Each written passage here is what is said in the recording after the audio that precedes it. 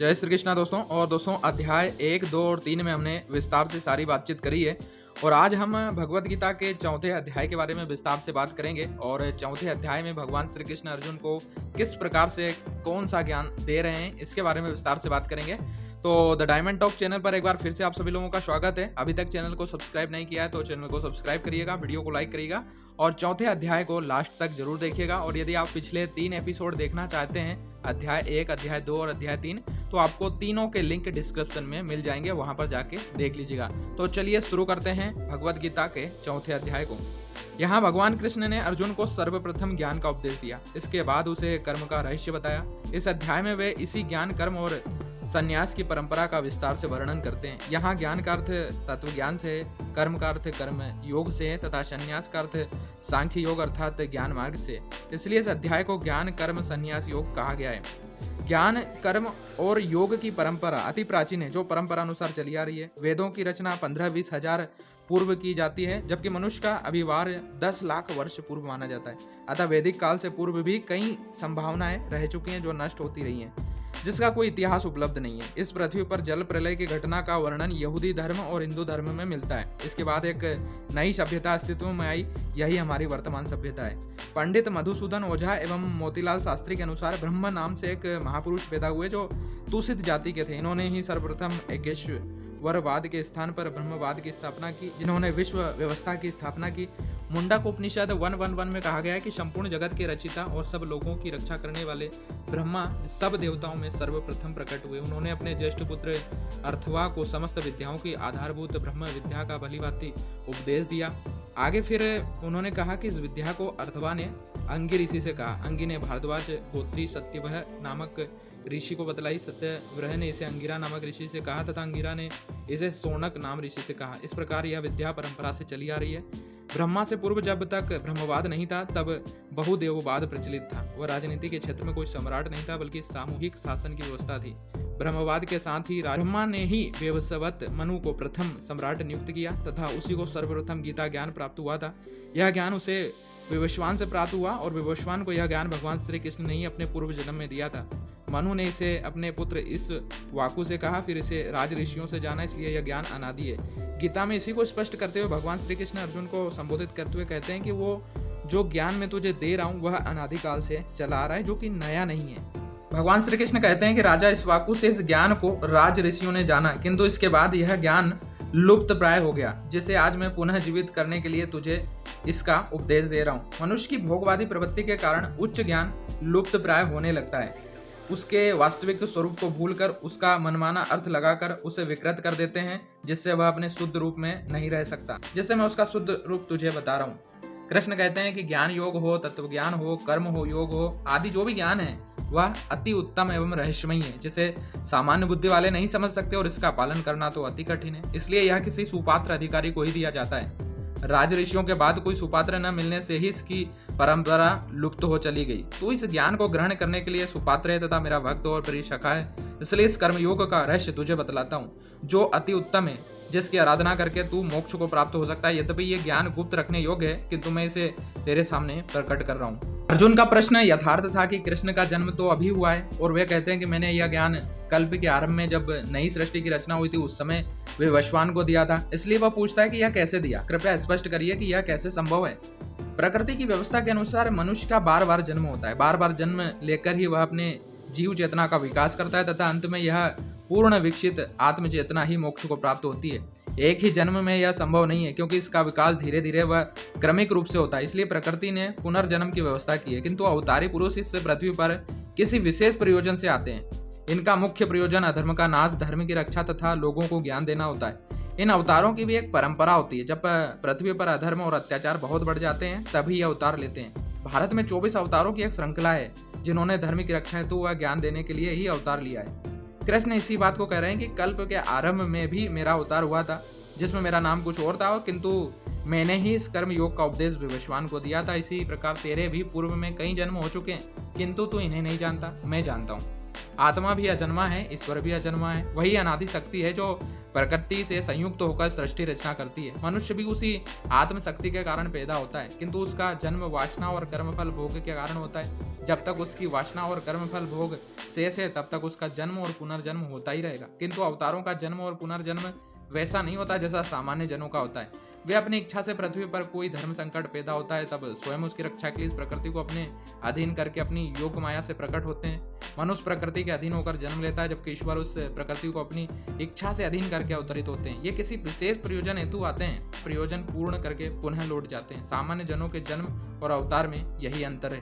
धर्म ही मनुष्य का आधार है। समाज को नष्ट भ्रष्ट होने से बचाने के लिए धर्म ही एकमात्र साधन है। जिस समाज में धर्म की कोई अवधारणा नहीं है, उसका जीवन पशु तुल्य ही है। यह सृष्टि धर्म पर ही टिकी है। जब जब पृथ्वी पर अधर्म बढ़ता है, तब तब ये धर्म का उपदेश देने अवतरित होते हैं। ऐसा हर युग में होता है। कचरा और गंदगी एकत्र होने पर बार बार उसकी सफाई करनी पड़ती है, तभी समाज में स्वच्छता बनी रह सकती है।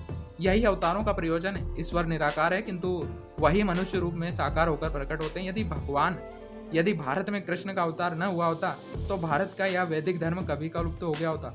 गीता ज्ञान ने ही इसे पुनर्जीवित किया। इस मानव जाति को अपने कर्तव्यों का बोध कृष्ण ने ही कराया। धर्म की हानि से ही मनुष्य कर्तव्य भ्रष्ट होकर कुकर्म मार्गी बनता है, जिसके लिए ये अवतारी पुरुष ही उनका मार्गदर्शन कर उन्हें उचित मार्ग दिखाते हैं। यही इनका प्रयोजन होता है। अवतारों के प्रयोजन का अर्थ स्पष्ट करते हुए कृष्ण कहते हैं कि मेरा इस भूलोक में आने का प्रयोजन दोहरा है।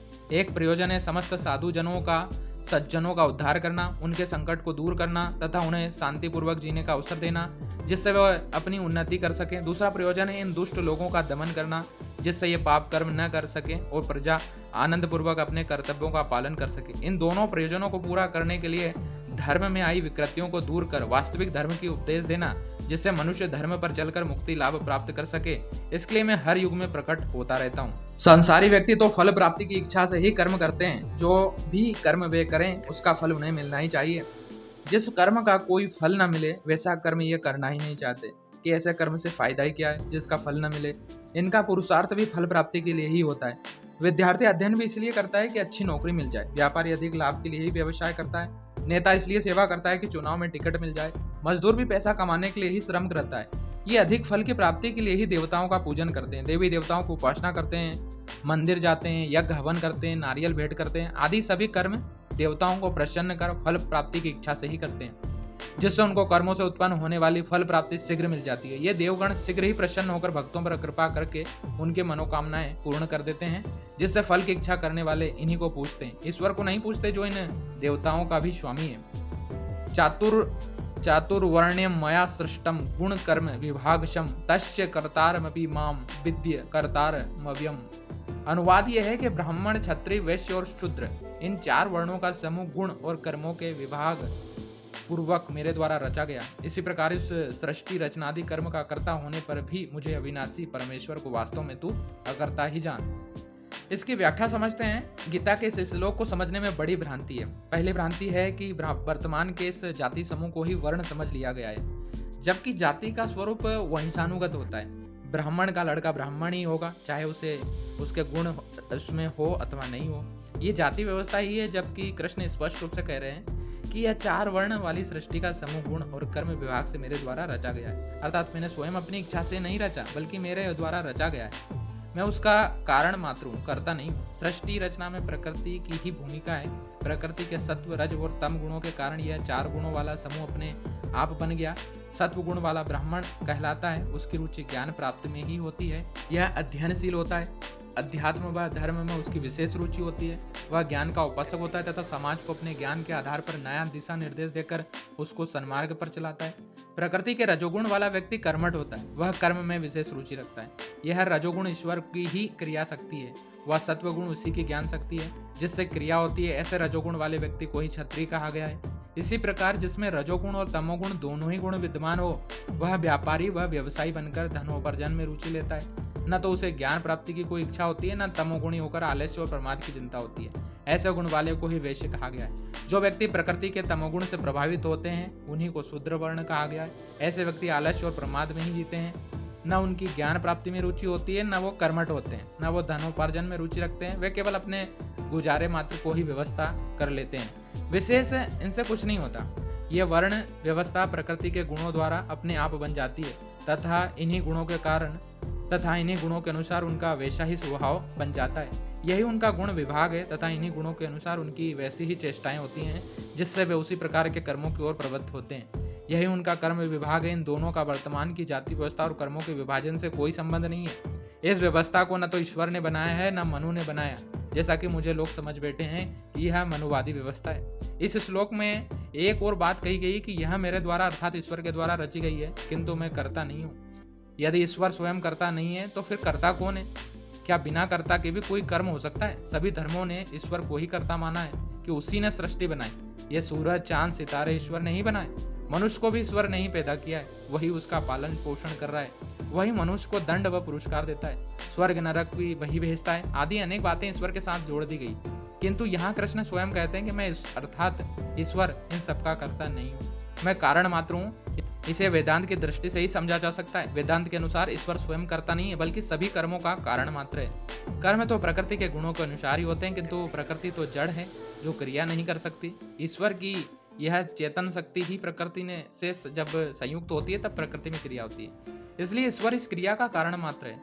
जिस प्रकार चंद्रमा अपनी इच्छा से कोई कर्म करके समुद्र में ज्वार उत्पन्न नहीं करता, चुंबक अपनी इच्छा से लोह को नहीं खींचती, सूर्य अपनी इच्छा से पेड़ पौधों को नहीं उगाता, मनुष्य को जीवित रखने तथा गर्मी देने में उसका कोई कर्म नहीं है बल्कि उसकी स्वाभाविक शक्ति से ये सब कुछ हो रहा है तथा उसके बिना भी नहीं हो सकता। ये कर्म नहीं करते बल्कि इन सब क्रियाओं के कारण मात्र है। ऐसे ही ईश्वर स्वयं करता नहीं है बल्कि इन सभी कर्मों का कारण मात्र है। यही बात गीता के इस श्लोक में कही गई है। कोई शूद्र कुल में जन्म लेकर भी ब्राह्मण वृत्ति वाला हो सकता है, जैसे रैदास, कबीर आदि, तथा ब्राह्मण कुल में पैदा होकर भी क्षत्रिय वृत्ति वाला हो सकता है, जैसे परशुराम आदि। अतः जाति एवं वर्ण के भेद को समझ लेना आवश्यक है। जातियां तो कई हैं और नई नई जातियां बनती रहती हैं, किंतु गुण और कर्म विभाग से इन्हें 4 ही वर्णों में विभाजित किया जा सकता है। यह उनके स्वभाव के अनुसार ही निर्धारित किया गया है। कर्म शब्द क्रय धातु से बना है, जिसका अर्थ है करना। जो कुछ हम करते हैं उसी को कर्म कहा जाता है, किंतु जो स्वाभाविक रूप से होते हैं उन्हें कर्म नहीं कहा जाता। जैसे श्वास लेना, रक्त संचालन, हृदय का धड़कना, भोजन का पाचन आदि को कर्म नहीं कहते। कर्म में मैं भाव रहता है कि मैं कर रहा हूँ, मैंने किया आदि। इस प्रकार किए गए कर्मों को कई श्रेणियों में विभाजित किया जा सकता है, जैसे सद कर्म, असद कर्म, नित्य कर्म, निमित्त कर्म, प्रतिकर्म, कर्तव्य कर्म, निषिद्ध कर्म आदि के कर्मों को 2 भागों में विभाजित किया जा सकता है। एक वे कर्म जिनके करने से सांसारिक भोगों की प्राप्ति होती है, इनमें सभ्यता और संस्कृति का विकास होता है, समाज में सुव्यवस्था बनी रहती है, नैतिकता का विकास होता है, जीवन में संपन्नता आती है, मनुष्य सुखी रहता है। इनके लिए धर्म ने कई नियम बनाए जिनका पालन करते हुए ही इन कर्मों को करना चाहिए, जिससे समाज और राष्ट्र का उत्थान हो। इन्हें सदकर्म कहा गया। कर्मों को छोड़ देने से समाज और राष्ट्र की गति अवरुद्ध हो जाती है। इसलिए गीता कर्म त्याग की बात न कहकर कर्मयोग की बात कहती है, जिससे समाज व्यवस्था भी बनी रहे और व्यक्ति को मुक्ति का साधन भी मिल जाए। इसी कर्म को श्रेष्ठ कहा गया है। दूसरे प्रकार के वे कर्म हैं जो केवल अपनी ही मुक्ति के लिए किए जाते हैं, जिससे समाज को कोई लाभ नहीं होता। ऐसे व्यक्ति सांसारिक कर्मों के त्याग की बात करते हैं कि ये सभी कर्म बंधन स्वरूप है, तो इनका त्याग कर देना ही मुक्ति होता है। किंतु कृष्ण दोनों प्रकार के कर्मों का समन्वय करते हुए दोनों को ही अनिवार्य बताते हैं कि सांसारिक कर्मों को करते हुए भी मुक्ति लाभ प्राप्त किया जा सकता है। कृष्ण का यही मार्ग श्रेष्ठ मार्ग है।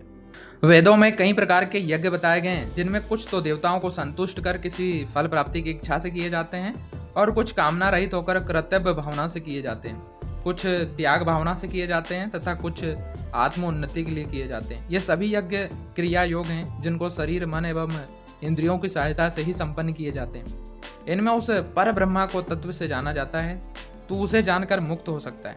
कृष्ण कहते हैं कि द्रव्यमय यज्ञ यदि फल प्राप्ति की इच्छा से किए जाते हैं तो उससे लौकिक फल ही प्राप्त होता है। यदि कर्तव्य समझकर किया जाए तो उससे केवल चित्त शुद्ध होता है तथा जब ज्ञान रूपी यज्ञ से ब्रह्म प्राप्ति होती है, इसलिए ज्ञान यज्ञ ही श्रेष्ठ है। यह ब्रह्म ज्ञान ही मुक्ति का साधन है। ज्ञान प्राप्ति के बाद संपूर्ण कर्म समाप्त हो जाते हैं, फिर वे अपना फल नहीं देते। शास्त्रों में यज्ञ, दान, तप, जब, ध्यान, तीर्थ आदि को मन की पवित्रता के साधन बताए गए हैं, किंतु इन सब में ज्ञान को ही श्रेष्ठ माना गया है, जिससे सभी कर्म नष्ट हो जाते हैं। सभी यज्ञों में द्रव्य की अपेक्षा रहती है, किंतु ज्ञान यज्ञ में द्रव्य की कोई उपेक्षा नहीं रहती। कृष्ण कहते हैं कि संसार में ज्ञान ही सबसे पवित्र है। यह ज्ञान आत्मज्ञान है। संसार में सभी दुख, शोक आदि का कारण मनुष्य का यह अज्ञान ही है। जिसने अपने शरीर को मन व बुद्धि में ही समझ रखा है, किंतु उसे आत्मा का कुछ पता नहीं है। आत्मा ही उसका वास्तविक स्वरूप है, जो चेतन है, अन्य सभी जड़ प्रकृति है। मनुष्य जड़ नहीं बल्कि कि चेतन है। इस चेतन का ज्ञान हो जाना ही ज्ञान है, अन्य सभी उसका विज्ञान है। उस मूल को जानने से ही मनुष्य सभी प्रकार के बंधनों से मुक्त हो जाता है। इसलिए आत्मज्ञान को ही सबसे पवित्र माना गया है। सांसारिक ज्ञान में भटक कर ही मनुष्य दुख भोगता है, ज्ञानी ही इनसे मुक्त रहते हैं। इस ज्ञान को प्राप्त करने के लिए मनुष्य को कर्मयोग का साधन करना चाहिए। इस कर्मयोग के अंतःकरण की शुद्धि होती है, जिससे अंत में वह इस आत्मज्ञान को प्राप्त कर लेता है। इस सृष्टि के दो ही आधार हैं, ज्ञान और कर्म। जीवन में दोनों ही अनिवार्य हैं, किंतु कर्मों का आधार ज्ञान ही है। बिना ज्ञान के कोई भी कर्म अपना सफल नहीं हो सकता।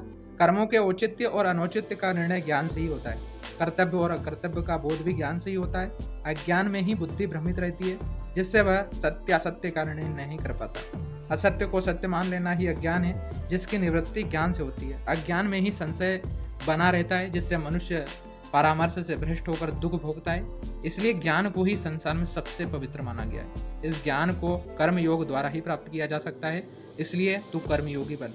अंत में भगवान श्री कृष्ण कहते हैं कि जो कर्मयोग का साधन करते हुए अपने सभी कर्मों को परमात्मा के अर्पण कर देता है तथा जिसका अंतकरण वश में है, उसे कर्मों का बंधन नहीं होता। वह विवेक द्वारा अपनी सभी भ्रांतियों को नष्ट कर देता है। इसलिए है भरतवंशी अर्जुन, तू हृदय में स्थित इस अज्ञान जनित अपने संशय का विवेक ज्ञान रूप तलवार द्वारा छेदन करके समस्त रूप कर्मयोग में स्थित हो जा और युद्ध के लिए खड़ा हो जा। कृष्ण यहाँ कह रहे हैं कि आत्मज्ञान की साधना तो तेरे लिए अभी कठिन है, किंतु कर्मयोग में समत्व योग से कर्म कर, जिसका वर्णन मैंने पहले किया है, और तो युद्ध कर, फिर तुझे पाप नहीं लगेगा। और दोस्तों, इसी के साथ हमारा चौथा अध्याय भी यहाँ पर समाप्त होता है। दोस्तों, वीडियो कैसा लगा?